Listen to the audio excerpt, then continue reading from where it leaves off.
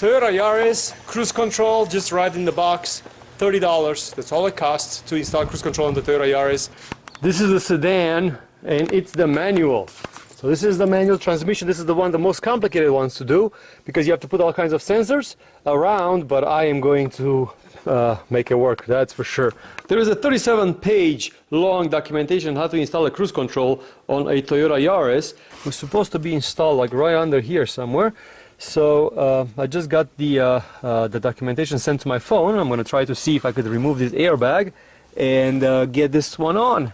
Because you're working on an airbag system, you have to take the negative terminal out of the battery, and you have to let the system at least 90 seconds for it to discharge so your airbag doesn't blow in your face. That's very, very important. On the side of the steering wheel, there are two bolts that are holding the airbag. They're basically one on this side and one on the other side. You're going to need one of these T30 attachments for your screwdriver, and you'll have to insert them over here, and you'll have to take these bolts out. Make sure that you don't strip them. They usually are very, very tight. So these are very, very tight bolts. The bolts, once unscrewed, they will not come out. They will stay there, so they are attached to the mechanism. They just need to be loosened up. This entire airbag system should come out now. Be very, very careful, because there are wires over here, and make sure this airbag doesn't blow in your face. You could put the airbag system away. You don't have to completely remove it. All you have to do is just have access to your connectors over here. So this is the part of the steering wheel that you have to work with. This connector looks very, very familiar. The reason is because the pins are already there for the cruise control. So this is the pin that you're going to use to the cruise control system. So this is where basically it connects. What you will have to do is you'll have to remove this little wire and put it inside here, and then this pin will replace that pin. To remove the pin out, you will have to remove this little plastic tab that holds all the pins together. So this little plastic tab has to come out. You're going to use a little screwdriver, like a little pointy screwdriver like this, and just literally put it in the hole and then push it up so that little plastic piece comes out, and that will release the pin. So this little pin should be released to you right now, and then it will come off. So this came off. I'm going to save it with the other tab in case I have to put them back together. And now basically the pin will have to be mounted on this pin holder. The only problem is that I have to mount this first on the steering wheel. So there's two ways of doing it. You could remove the entire steering wheel out, which I don't want to do, because it's hard to put it back into the middle. I'm trying to drill a hole so I could put this one through without removing the entire steering wheel off. So I'm going to drill a hole from the outside around here where I'm going to need it, enough for this one to fit through and be able to be bolted to these little bolts over here. To drill the hole, it was supposed to be a 1 1/8. I only have 1 inch. So I basically used one of these pedal bits, and basically I drilled a hole. It's not my most beautiful hole in the world. Right now, basically I put the cruise control through that little hole, just pushing it through, and look how nicely it just fits in here. So it's just a perfect fit. The bolts that fit there, they should be M5s. This is a metric system, and it shouldn't be too long so they don't scratch on the inside or snag on the inside. This one actually can be a little bit longer, but this one is very, very important not to be too long. And we're going to install them. You're going to use some lock thread so they don't come off. It seems that I have enough room for it to move up and down. In the meanwhile, while I was working on it, I removed this cable, so I'm going to put it back in so I could work a little bit easier. So this is the cable that connects everything. Okay, and now I'm ready to insert my pin. Remember, the pin, if you look in there, there's like 1, 2, and 3. So to insert the pin, you have to insert it into this little top left hole. And now I have to put this one back into its slot and basically reassemble everything. So we have to dig deeper. If you rotate the steering wheel, there is 2 bolts over here, one on this side, and if you rotate it, one on the other side. You have to take both of these bolts out. Also, next to the lever where you adjust your steering wheel height, there is another bolt over there you'll have to remove. So right at the bottom, under the steering wheel, where you adjust your lever, there is a bolt that you have to take out, and this will come off. So the car is missing a special harness from this pin. So this is the pin for the horn, and there's like 2 pins missing out of this pin right next to this yellow connector, so right under the steering wheel. And then we'll have to add 2 pins in position 1 and 2 at the bottom row. So at the bottom row over here, 1 and 2, we'll have to add 2 pins that we're going to go towards the ECU of the car. So the pins that I inserted over here on this connector, it's green and white. Right before we run those wires inside, we have to check to see if the ECM has a special, very special wire. So you have to go into your engine bay. Remember, the battery is still disconnected. And the ECM has this little connector over here, this little connector over here on the left side. There's a little pin on the side. There's a little pin here on the side.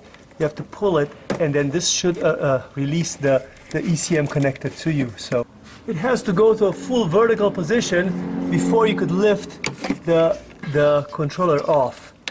And then you have to verify a special pin over here.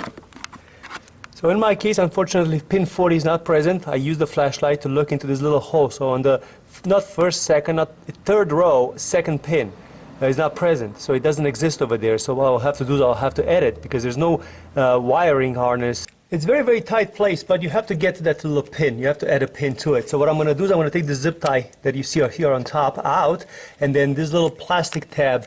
There's like 2 little plastic tabs over there with a screwdriver. You can just push them out and this will come off. My car is 10 years old, but you can definitely see that it's very dirty over here, but this is why they put that plug. My car is a little bit old, so it's a little bit dirty in here, but remember, you have to take the third row. So the third row, second one, you have to punch out. Now when you turn it around, it's right next to the blue pin. So this little blue wire is right next to it. So that's the one you'll have to knock out. There's like a little plug over there that you have to knock out. What I have used is a little paper clip. I just literally knocked that little pin out, and I'm going to put a new one in. With a little screwdriver, you'll have to push inside here. There's a little tab that will unlock the pin. So you have to push that tab to the left, and then once you're done, you have to bring it back to the right. So first I'm going to push it to the left. It's going to make a little clicking noise. How do you know it's all the way to the left? Is there's a little bit of a tab showing up on the right side over here. So it went all the way to the left. It's in. I already pushed the lock back in, and the lock went in, so that means that the pin is properly inserted. If you look through there, you can clearly see it. There it is, like a metal pin, see? And that's going to basically, I'm going to reassemble this. I'm going to put a cap back on and a zip tie, and then I'm going to reinsert this one back onto the ECU. We're done with the ECU. Now we have to put the ECU connector back in. Hopefully it's going to snap into place because we added that extra pin. So this has to go in here. Now this wire, we'll have to connect it inside the cab. You see that little plug over there, like right, that plastic plug right over there? We're going to go into through the firewall, through that plug inside the car. So I'm going to remove that plug and then run a wire inside the car. To the plug out, I have a hole over there. I'm going to plug in the wire through it and then grab it from the cab. In case you're wondering where that hole is located, if you look at the ECU, it's basically located over there. The wire is easy to grab from inside the car, and now this end will be connected to the one that I just installed on the ECU. Plug is back in there, and now we're going to continue back in the car. It went around and then through here. This is the black wire you see is going under the console, under the center console. So it's coming out here next to the pedal, and then it's going up here. So now I have it in my hand over here, so I can connect it to the other pins that I had attached. So the pins that I inserted over here on this connector, it's green and white, right? So once you inserted these pins, you could put the connector back in there. Green is number 1, white is number 2. The green wire will have to connect to the black wire. So this will have to go, pin 1 will have to go with the black wire that we brought from the ECU, and the white one will have to be grounded. I have a ring connector at pin number 2, and this one will need to be mounted under the dash somewhere over here. Loop connector over here, it's just grounded to the metal piece. Verify every wire, make sure it doesn't get snagged or anything in the way of it. Then put all the bolts and panels and everything back together. The last part of the installation, you have to have a red and black wire that is going through, it's going around, as you can see over there. It's basically following the black wire we just ran from the ECU. So it's running exactly the same hole and just in reverse. And where it's going on the passenger side. Remember where we had that hole that the black wire came in through? So it's going to follow that wire, and it's going to come out from exactly the same hole. So that's the hole that it came out from. It's going to follow those wires over there. I zip tied it nicely around. And this wire has to go all the way to the fuse box. And here in the fuse box, there is a very, very important part we have to connect. If you look at the fuse box next to this purple and brown thing, there is a connector, this connector over here. This connector has a purple wire right in the middle. You will have to connect this white wire with the blue wire right behind on the other side of the purple connector. So the wire right on the other side of the purple connector, not this one over here, but the one on the other side. So the opposite side of the purple connector, there's a blue wire and there's a white wire. You will have to connect these two wires, black and red, to those two wires over there. Doesn't matter in which order, they're not polarity sensitive, so all you have to do is just cut this tape out and then splice this white cord, splice the blue cord over there in the back, and basically add these two to it. As far as running the wire inside this box, basically I run it through here. There's like a little hole over here, so I was just able to run it on the side over there. I found that that must be the easiest route without taking this entire box out. I've butt connected the blue one. There it is. This is the blue one is coming out of there with the white one, and then the red and the black obviously are going around, and I already showed you the route they go inside the car. And to finish it here inside the car, what you have to do, fortunately my bolt, there's a bolt over here which is stopping the clutch, this bolt over there. Now that one has to be removed, so bolt has to come out, and this sensor needs to be installed, replacing that bolt. So this is the bolt that came out. You take the nut, you release the nut, and then the bolt comes out, and then this should fit in there. So this sensor should fit in there. So the sensor stops into the, you see the little button needs to be pushed by this pedal, so you have to adjust it that way so it doesn't keep the clutch pushed in, but it's enough out. And then this locker would just lock it in place. So it's very important, you see how it works, very important to stick out just a tad.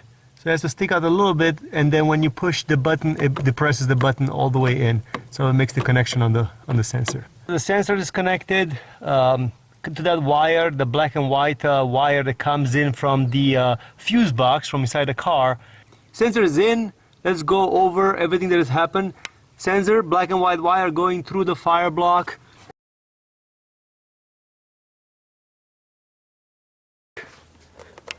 Comes out here, follows, goes to the fuse box. Remember, white wire, blue wire, all butt connected.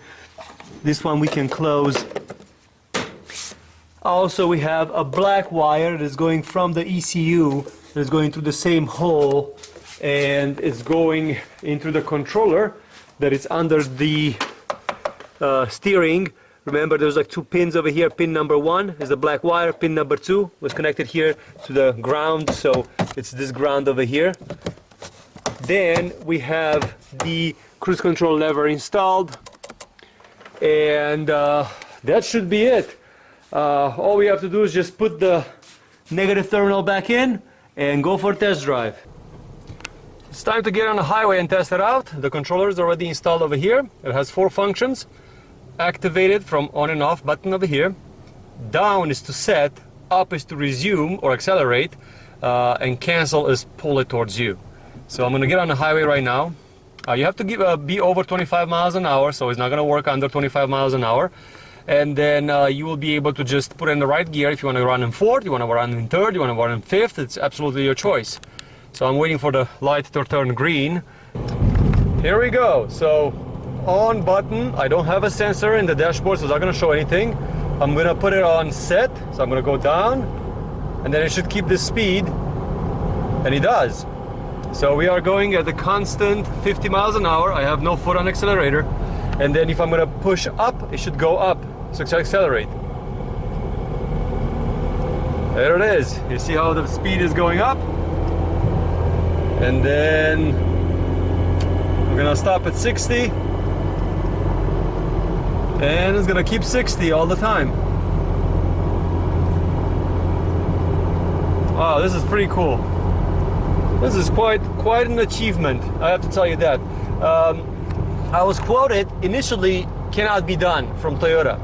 Then Toyota told me we could put an aftermarket one for $900, $899 bullshit.